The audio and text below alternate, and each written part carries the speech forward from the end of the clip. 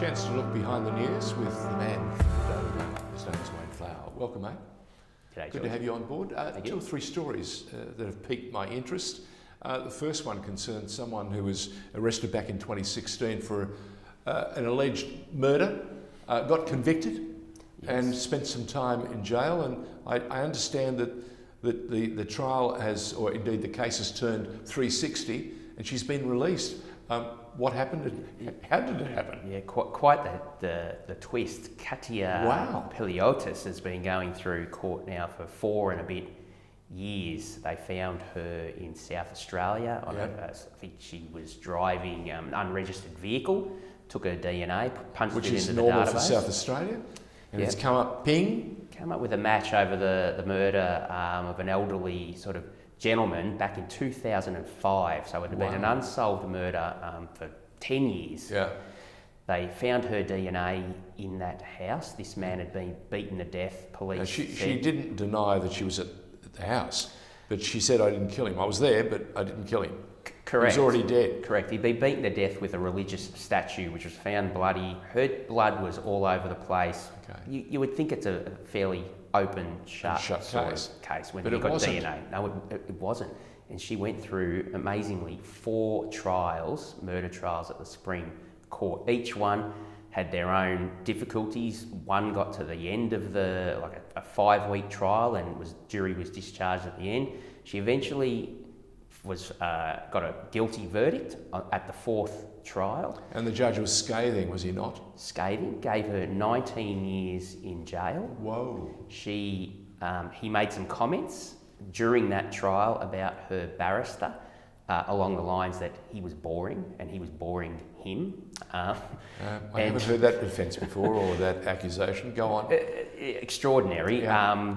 She brought on an appeal, had a new barrister. Yep. It went to the Court of Appeal. The Court of Appeal said, you cannot be making those comments to a jury. She has to go through to a 5th trial. So something's happened. Some evidence has turned up, apparently. Exactly right. I mean, the juries had heard the same evidence pretty much every time. This time, while the break was on between the 4th and the 5th trial, her new barrister, a man called Dermot Dan, a top QC here in Melbourne, has gone back and he has found a missing diary of the homicide squad detective who had given evidence numerous times, declaring that another suspect in the case had backed off on that confession. Mm-hmm. The jury had heard her confess, but she couldn't have really been in the place.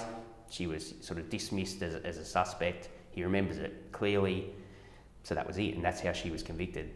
They found this diary, and in the diary, he had written that not only did this other suspect, who sadly now is dead, will never be brought to justice, had confessed to the murder. There was no sort of evidence that she'd backed down on it. But there was one telling clue. She had said that she'd beaten this guy to death with a religious statue, which no one could have known but the killer themselves. So Katya's free. Yeah, the prosecutors wisely thought, well, that's it. We can't go for a 5th trial now. She just remarkable, more than reasonable doubt here. So it's an extraordinary case, which was sort of Does she have a case now for reparations from the state? You would imagine so. She's been obviously supported by legal aid, the taxpayer in her defences over this. I mean, the cost would have been extraordinary to run these trials all up. But I mean, that's 4 and a bit years of her life, her reputation. And she'd been handed a term of 19 years. 19 years, can you imagine? And your innocence. Yeah.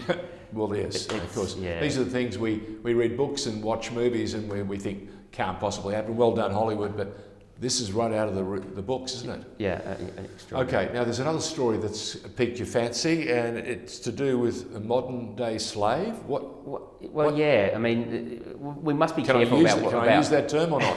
Well, it's exactly right. That is the charge. That's what come up in court? Under international law, it is a crime against humanity. You don't see many cases such as this, particularly not held against their will in Australia. Yeah, in this case, I mean, what I can say is because the jury has now heard from the victim over days of testimony, the victim, because of COVID and the likes, hasn't been able to come into the court and give the evidence in person. So they've had to sit and watch videos of this person, who we can't name, by the way. It's all suppressed. Still before the courts. The couple, the name of the victim, all that information has been suppressed. The jury, of course, know who these people are, but we're not able to say it. But the allegations against these two that this jury have heard are just off the charts. Off the charts. I mean, if they conclude that these two are guilty, you would imagine it's going to be pretty hefty. I was in South Australia at the time of the Snowtown killings. Oh my God. And that story just got worse and worse and worse. And of course, one of my senior reporters at the 10 newsroom wrote one of the definitive books on Snowtown. We couldn't believe what came out of that story and what those series of terrible crimes. But if what they're suggesting now, this is yet another horrific story that'll join the annals of criminal history in the state of Victoria. Look, mind you, I wouldn't go so far as to compare it to Snowtown. I mean, there'd be court reporters. I think you were still having psychiatric treatment over that one. Correct. This one's bad. Right. And there's another third story that you were touching on earlier. Just quickly. There's been there's so many murders going on. It's hard to keep track of them sometimes here in Melbourne. But there was a recent one of another elderly gentleman who I'm told has been brutally beaten to death. At this stage, no one has been charged. There's been two people questioned, persons of interest and released. Police homicide squad came out and made some calls to the public.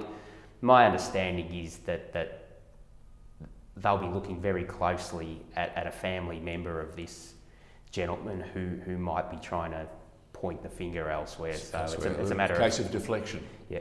Watch this space. All right, watch this space. If you want to know any more about what's happening around Melbourne, the paper is the Daily Mail. The man who writes for the paper is Wayne Flower, who joins us on The Informer. Mate, catch you next time round. Thanks, George.